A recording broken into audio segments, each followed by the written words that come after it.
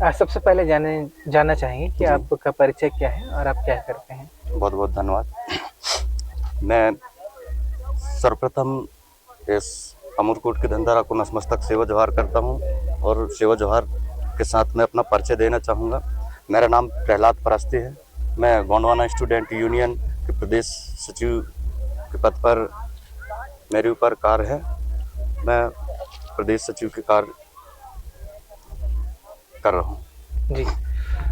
मुझे आपसे ये बात करनी है कि यहाँ पे जो अभी कार्यक्रम हुआ, काफ़ी संपन्न हुआ, जी, तो यहाँ पे क्या व्यवस्थाएँ थी और क्या-क्या अव्यवस्थाएँ आपको देखने को मिली हैं? तो दोनों बारे में थोड़ी-सा ब्रीफ करें।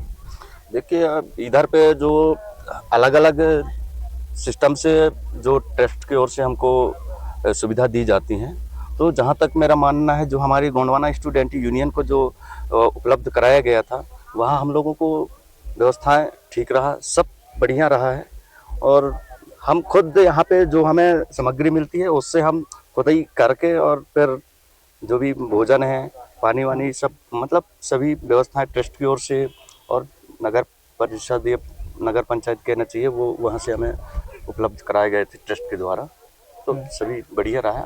अब मतलब बाहर की वातावरण को तो अपन नहीं कह सकते कि किनकी कैसा कार्य रहा है। जी, अव्यवस्थाओं के बारे में आप क्या कहना चाहेंगे? क्या कुछ दिक्कतें आपको देखने को मिली? अब दिक्कत ये है कि यहाँ पे जैसे कि सिस्टम होना चाहिए था। जैसे एक दुकान लगाने की बात आती है या फिर जैसे अपन पॉलीथीन या फिर जो भी सामग्री है तो अपन यूज करते हैं और कहीं भी डाल देते हैं। तो आसपास से वो कहना चाहिए अपन को जैसे गड्ढे हो या फिर डस्टबिन उपलब्ध करवा देते ताकि वो जो अभी वातावरण यहाँ फैल रही है तो वो एक साथ इकट्ठे संजोर कर रखे तो फिर वो नगर परिषद के द्वारा वो जो यहाँ की व्यवस्था है वो मेरे अनुमान से ये रहता। यहाँ पे जो सम्मेलन होता है उसमें जुड़ने के लिए अलग-अलग राज्यों से लोग आते हैं और संख्या हज़ार से उस पार चली जाती है, कभी 10,000 कभी 20,000। जी, तो उनके जो खाने-पीने की व्यवस्था है, बहुत सारे लोग नए होते हैं, जी। तो उनके लिए संस्था और जो ट्रस्ट है और जीएसयू ने क्या प्रयास किए हैं? पता चला कि काफ़ी लोगों को दिक्कतें हुई हैं खाने को लेकर, रुकने को लेकर। इस बारे में कुछ बताएँ? चलिए ठीक है। वो देखिए काफ़ी लोग मतलब अपनी खुद की व्यवस्था करके आते हैं, खाने वाने की व्यवस्था अपने खुद से गाड़ी वाहन से आते हैं, दूर-दूर से दूसरे स्टेटों से भी आते हैं, तो वो स्वयं अपनी व्यवस्था करके आते हैं। और जैसे हमारी इधर की बात आई, तो हमारी इधर कुछ नियम ये शर्त रखते हैं कि मतलब एंट्री करवाते हैं इधर, उसका हम एंट्री का शुल्क लेते हैं 20 रुपये लिए इस साल और प्रतिवर्ष यही चलता है।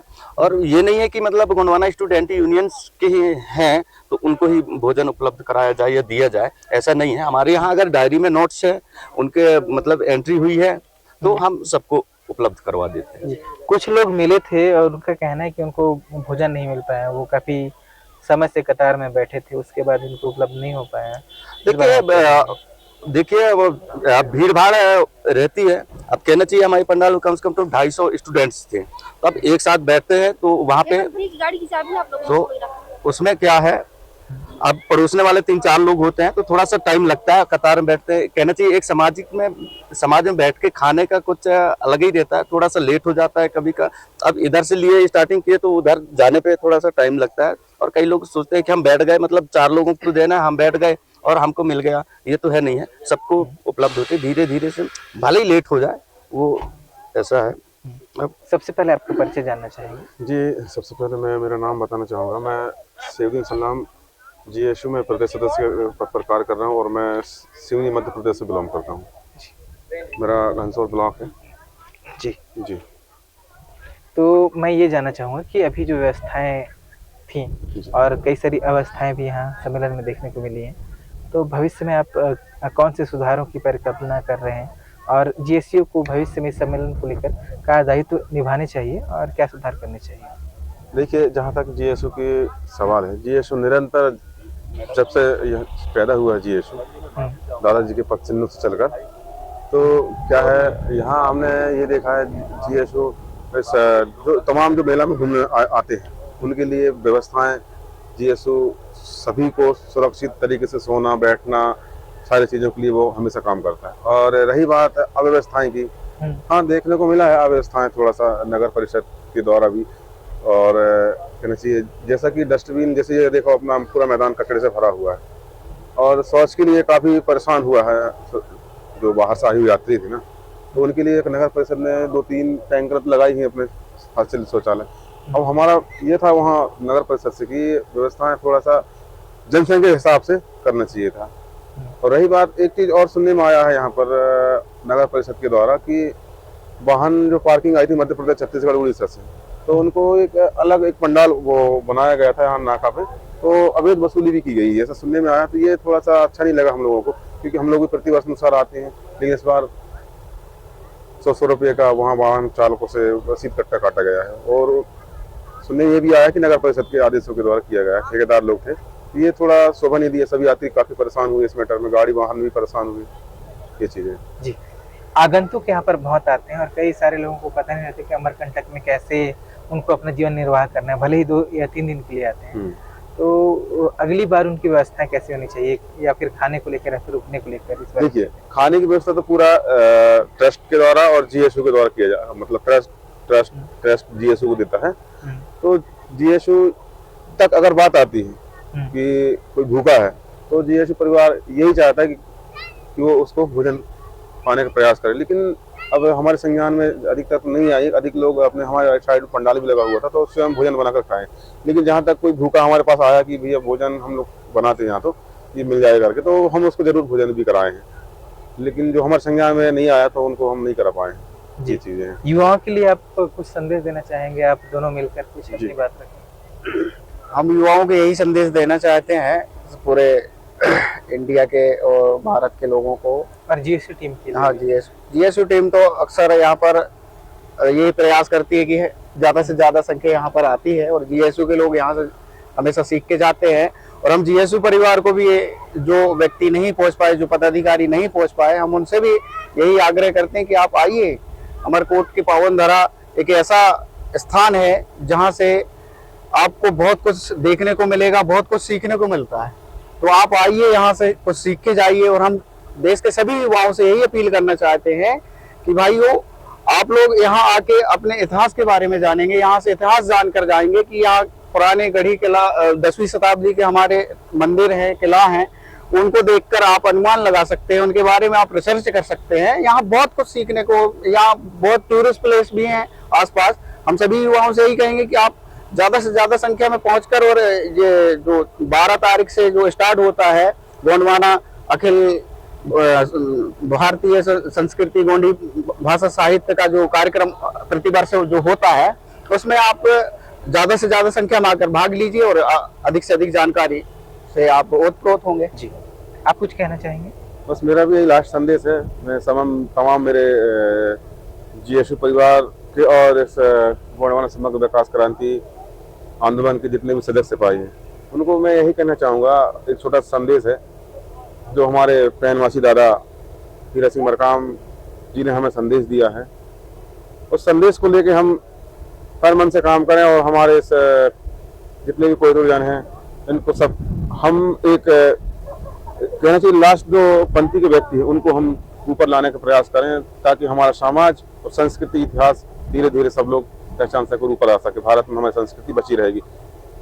ये संदेश देना चाहता हूँ युवाओं को। बाकी आप सभी मीडिया बंधुओं को मेरी ओर से बहुत बहुत तहे दिल से धन्यवाद, जोहार। हमारे साथ एक और साथी अभी जुड़ रहे हैं। संदेश है युवाओं के लिए, वो क्या है? आप संदेश है, आप जो भी जितने भी इस न्यूज के माध्यम से हमारी बात सुन पा रहे हैं, देख पा रहे हैं, तो मैं सभी से अपील करना चाहूँगा कि जो 12 जनवरी से 14 जनवरी के बीच जो 3 दिवसीय कार्यक्रम सम्मेलन भाषा संस्कृति को लेकर रहती है, तो हम आकर के यहाँ देखें और आइए देखिए कि अमरकोट की यहाँ से हमारी क्या पहचान है। जैसे अभी यहाँ पे जैन मंदिर का नाम दे दिया गया है, जबकि वो ऐसा है नहीं है। वो हमारे राजा करण शाह का जो मंदिर है, वो वहाँ पूजा किया करते थे, और जो भी है स्नान वगैरह किया करते थे। जो छोटी सी एक तालाब बनी हुई है, वहां से हम लोगों को पहचान मिलती है। अभी देखेंगे हाथी के ऊपर शेर पत्थर का ऊपर लगा हुआ है, तो वो हमारी पहचान बताती है कि ये हमारे राजा महाराजाओं का है।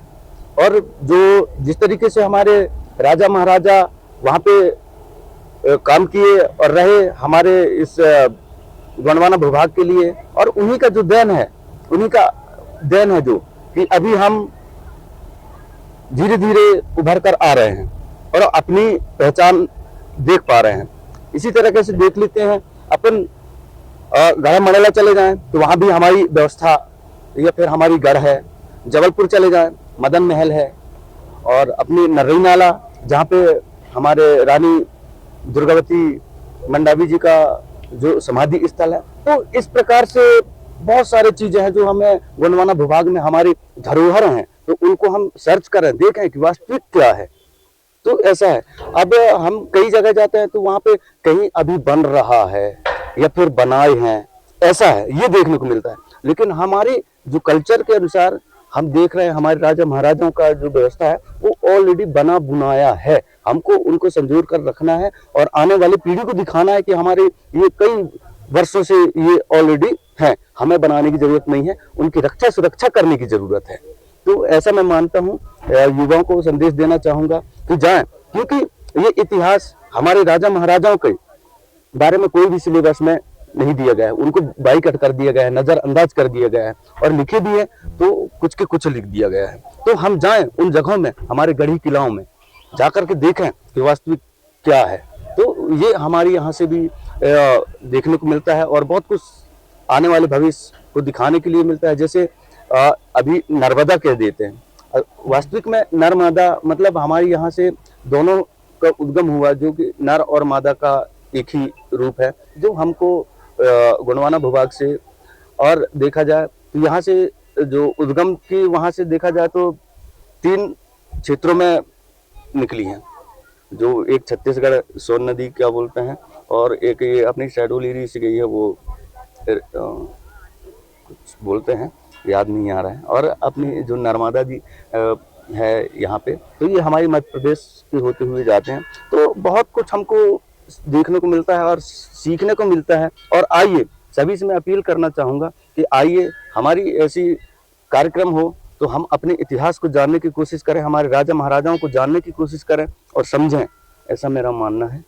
जी, बहुत बहुत धन्यवाद। धन्यवाद। तो ये थे हमारे साथ साथी जो जीएसयू के खास पदाधिकारी हैं, और इन्होंने यहाँ की व्यवस्थाएं देखी हैं और सुधार और आगे जो विचार हैं उनको लेकर इन्होंने बात की। और मिलते हैं एक और नए वीडियो में। लाइक करें, शेयर करें, सब्सक्राइब करें। कोतुरजन के लिए मैं नर्मदा प्रसाद, और मेरे साथ हैं कैमरामैन पुरनपाली, कोतुरजन के लिए।